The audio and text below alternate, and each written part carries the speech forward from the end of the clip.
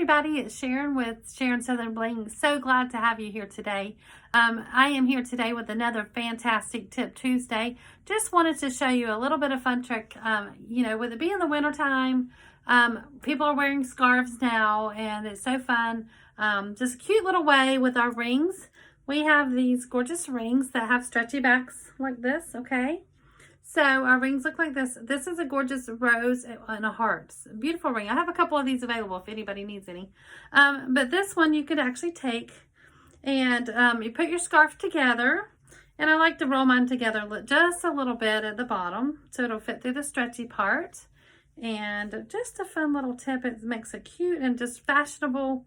Wear this with a pair of blue jeans and a jean jacket or anything like that. You could actually wear this. I'm going to slide the ring through the scarf. Sorry, not the ring. I'm going to slide the scarf through the ring like so, okay?